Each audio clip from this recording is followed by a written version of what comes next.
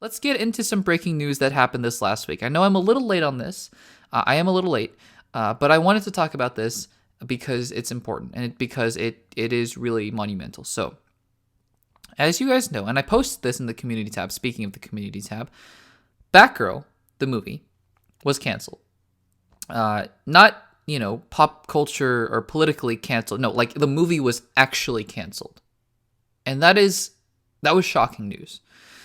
Now, a lot of other channels, you can look at other channels like John Campy or Dan Murrell, and they do some more in-depth analysis as to the sort of economics and the sort of money and details that went on with that. But I'm just going to talk about what this means in terms of the direction of Warner Brothers. And also, I'll touch upon this briefly right now, just the fact that HBO Max is going to be merging with Discovery Media at some point in the near future. That's fine. I mean, like, HBO Max is not...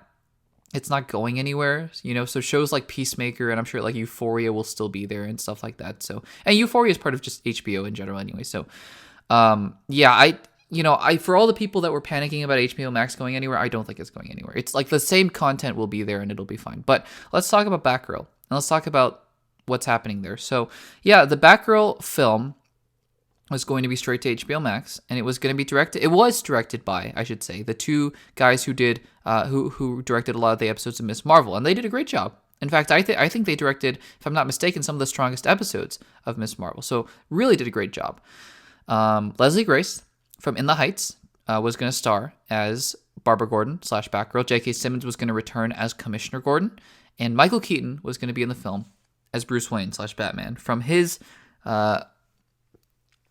previous role in 1989, but Batgirl, I believe, was going to come out after The Flash, so that Michael Keaton had already been introduced, and then it wasn't, and it was, so I'm not quite sure what the deal was there, but Michael Keaton was going to be in the film nonetheless.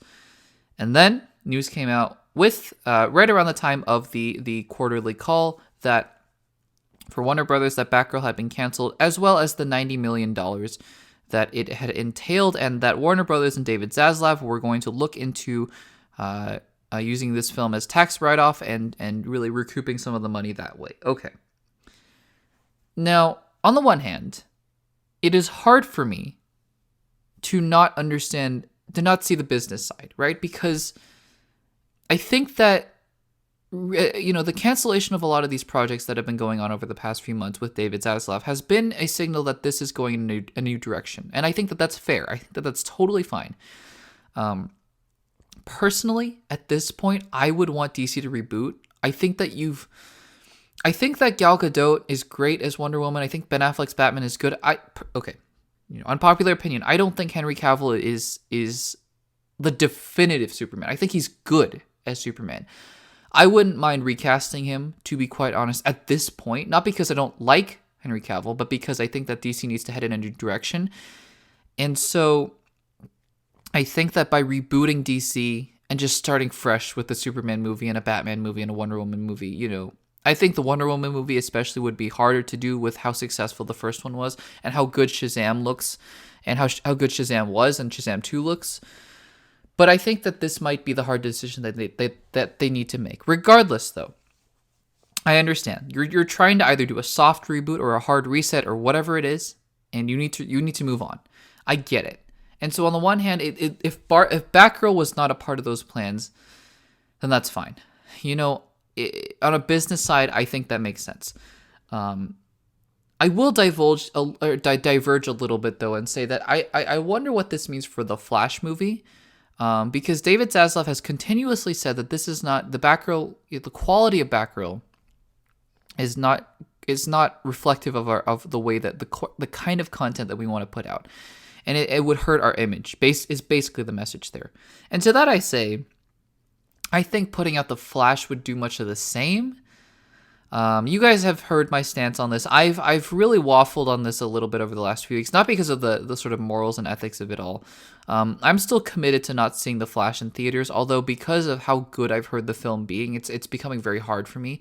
But I am standing to that. I am standing to the fact that until David Zaslav comes out and publicly says something about Ezra Miller, which he still has not. I know it's not his fault that Ezra Miller is a terrible person, allegedly at least.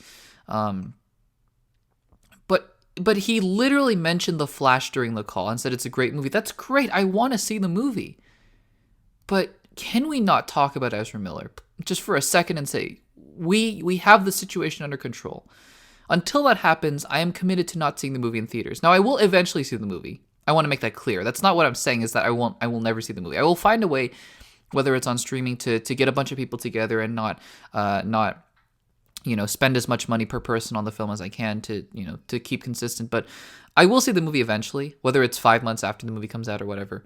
But in theaters, I'm still committed to not seeing the movie. But my point being is that you see this Batgirl being canceled, and you wonder if this sort of is a harbinger for The Flash. And it's not because David Zaslav has said that The Flash is a good movie, but you have to wonder if something else comes out about Ezra Miller, what's going to happen there. So we'll see about that. We will see about that. But going back to Batgirl, again, it makes sense on a business standpoint, and it makes sense on an image standpoint.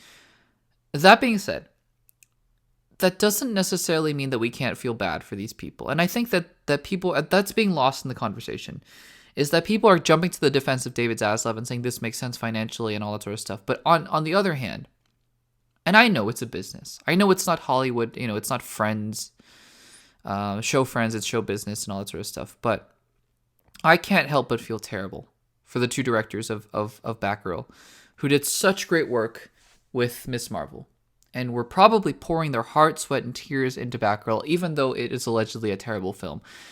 But Leslie Grace, who was pouring her heart, soul, and tears into Batgirl, and J.K. Simmons, who was going to come back into the DCEU, and he's not hurting for a paycheck. He's in the Marvel Cinematic Universe now, and all that, and he was an Oscar-nominated, Oscar-winning actor, and But Michael Keaton getting to come back as Batman here, I just feel bad. I think at the bottom line is that what I wanted to say about this, and really the point of me talking about this long after that the dust has settled, is that I want everyone to be cautious. I wanted to caution everyone and say that just because news makes sense financially doesn't mean that we have to lose our heart for other people and their careers. And they will recover, I'm sure, but they might not as well. And I want to just caution people by saying that we kind of, in looking at these people as sort of objects of entertainment that are entertaining us and working for us and our entertainment, that we kind of lose sight of the fact that these are people with careers and lives who poured time and effort only for their film to be canceled as filming was done, as post-production was beginning. And I just can't help but feel really terrible for the situation going on there. So that's really what I wanted to say about this. Again, I understand from a business side what's going on here. I just also wanted to say that I feel terrible for these people, and my heart goes out to them because they spent a lot of time in this film. So that's really what I wanted to say about that. Sorry if I went on a little bit of a soapbox and all that sort of stuff, but I think it's important that we remember these kinds of things as we talk about movies as if they're sort of just our little entertainment fixes and all that sort of stuff. That these people are real people, and they deserve to be happy as they work for us as well. For our entertainment, I should say, as well. So there's that.